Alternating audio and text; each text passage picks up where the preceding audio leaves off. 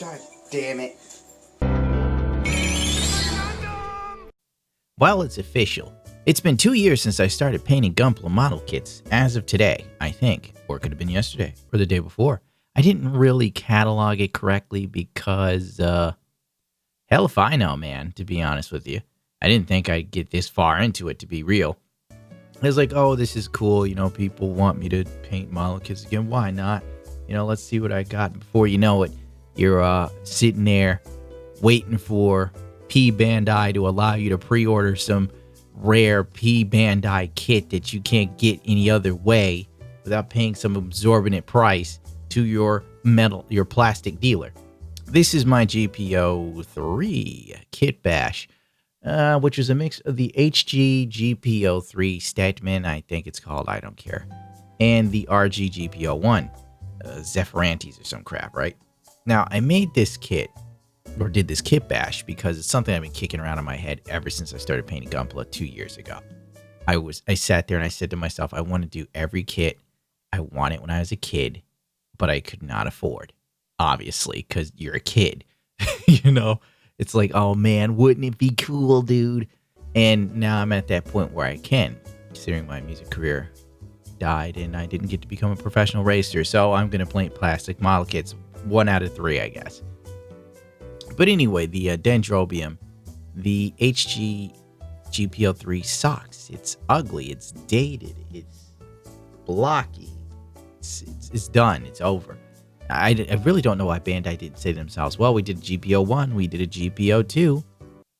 No, they didn't do a GPO2 RG. They just did the GPO1 and the GPO1 FB. But why the hell is there no GPO2 or a GPO3, for God's sakes, in the real grade line? Something people would actually want.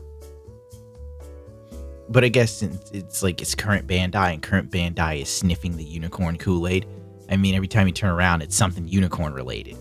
So for the rest of us that we like unicorn, but we don't live unicorn, are kind of like, you know what I'm saying? Like, oh boy, another unicorn kit. Even though I will admit the MGEX unicorn does look cool, and I plan on getting one by hook or by crook. Oh, back to the subject at hand. So I want to do a Dendrobium. Custom build, LEDs, the whole 9 yards. That was something I said to myself 2 years ago. And I was like, well, gotta make a GPO3 for it that doesn't look like trash. And here we are. I did it on a whim. Originally, I was going to do the RX-104FF Penelope Gundam, right? And it's just like, I could do Penelope, or I could do something a bit more complicated. I don't know. That's just my nature. I tend to always pick a more complicated road because I smoke crack. And I got to work on this. The mindset was, let's see if I can do it, really. I had no plan of action, honestly. I didn't watch anybody else's videos on how to kit bash because I didn't want to be influenced. I genuinely wanted to see what I can do with my own creativity. I've been jerry-rigging stuff all my life. Let's see if I could do this. And I just went to town on it. Looked it over and was like, okay, we could do this, this, this, and this. I will admit I cut some corners, like at the legs. I didn't do the leg cameras. I looked at it. I was like, I could scribe out parts of this and then put a different piece of plastic back there to fill the hole, but make sure there's still a cavity for the camera. I was like, screw it. I'll just leave it be. I didn't really finish this kit.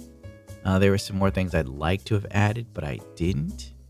Because after a while, I was like, I got other stuff I got to do. I got other stuff I want to do. But I will admit, I found myself enthralled and interested in the task of trying to create a model kit that doesn't exist out of a decent kit. Well, let's face it, the RG GPO1 is okay at best. It's got its problems. For those who are into Gunpla, no. And everybody who's into Gunpla knows the GPO3HG is a dated fossil.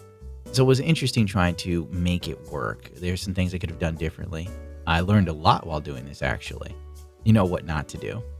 And next time I'll probably look and see what other people came up with to maybe have an easier way of going about things. There were some blatant mistakes I made I totally missed. But what are you going to do? Screw it, right? I did use a lot of magnets because I thought it'd be cool. But I really should have bought new magnets for this. I bought some off of Hobbylink Japan after the project was over because I'm an asshat. The magnets I used in question were a little too big, and I had no choice. It was either I used a magnet that was a little too big, or I'd use magnets that were too small and didn't have the strength to hold the thing in place. And that's where I ended up with the backpack. It works kind of, but sometimes it pushes the chest part off. So then I had to attach magnets to the inner chest to make sure it connected. I thought about gluing it in place, but I didn't know what would happen. If I glued it in place, the backpack might not connect properly, or over time, the two magnets would just break the glue. I was just like, whatever, I was like, let's see what happens. Magnets in the chest to connect the top to the torso. Let's go. It kind of worked, but kind of didn't, because the magnets in the chest are weaker than the magnet in the back, but it's my struggle. Overall, I'd say it was a fun build. I would recommend it for people that have the time and energy and interest in doing this. Another interesting point, the RG pilot figures. Very detailed for their size. Amazingly detailed. The RG pilot figure is more detailed than early master grade pilot figures. It's mind-blowing how far Bandai has come when you really think about it. I can't really say that there's any major gripe here, other than Ko Uraki is the size of a big grain of rice. So it was interesting painting the figure. I really wanted to see if I could do it, and it came out pretty well. In my opinion, I really liked it. And I was like, oh, well, holy hell, I can do this. And I'm glad they add little pilot figures, even if they're incredibly hard to paint. I also took on some painting styles that were more reminiscent to Warhammer and Citadel paints, all the acrylics and whatnot. I think that's probably how I'm going to paint pilot figures from now on, because with the multiple, me, I like tones and shades. I like blending colors to the point where people get fooled. Most people look at my paint jobs and they sit there and go, oh, it's a pre-shade. I'm like, no, it's more than that. If you only pre-shade, it will be very one-dimensional to me. Maybe two-dimensional, I should say. One-dimensional will be a flat coat of paint and there's no sort of color gradient. And that's not the paint style for me. I don't like that style. I find it to be very boring.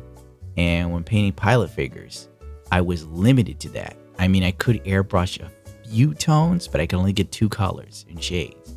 And I couldn't do it on skin unless I wanted to paint it's like it was give or take. I could either have skin that sort of transitioned in color, or I could have clothes that looked like light was hitting them. It was like trying to choose one out of 2. And now with what I'm learning from miniature painters, I'm having the ability to get those sort of colors and tones that I want on pilot figures. I don't know why I'm even telling you this. Maybe people want to hear this sort of thing. It's like me reviewing my paint job or something. Overall, I will say I'm proud of this kit, even though I forgot to paint the feet. I forgot to do the bottom of the feet like an asshole. I forgot to do so much to this thing. I'm like looking at it and thinking there's so much here that could have been done. But unlike other Gunpla channels, this is just one of 4 other channels I work on. And I now am doing a semi-regular podcast live on Twitch every week. It's like I keep adding to what I'm doing. And I think a lot of people don't understand that I'm probably the busiest guy that paints a model kit on this site. Oh man, the thrusters. I really didn't do a good job of taking photos of the thrusters. The forearms were pinned on, I should say that, because the magnets were not working. And unfortunately, I was really confident in what I was doing. So when I applied the magnets to the forearms, I genuinely thought it would work without really testing the placement first. And at that point, I set everything in the crazy glue. So I couldn't get the magnets out to, to like fill in the gap. And then it was a bit of a mess. I mean, I guess I should be a little proud that I believe that much in myself, but also I'm a pretty big idiot for that. I did the same thing with shoulders. I wanted like some shoulder flaps, right where I believe that's the tricep is, because that would be correct to the mobile suit. But once again, I put in magnets and I didn't check beforehand and it was all wrong. And I was just like, you know what? Screw this. I'm just going to paint this thing and get on with my life, because there's some other kits I really want to do. Right now I'm working on the studio something or other, St. Andrew. I forgot the name of the studio, ST Studio or something. A lot of people have said, well, not a lot, probably 2 people in comments said they found it to be too busy for their taste. I agree, it's a bit busy. I don't really care for the head, but the beauty of this thing is it actually gives you enough parts to where you can use their head or the original Sinanju head. So I plan on being able to swap them out for my own sanity. But I do love the overall design. I think it's pretty badass. That has nothing to do with this.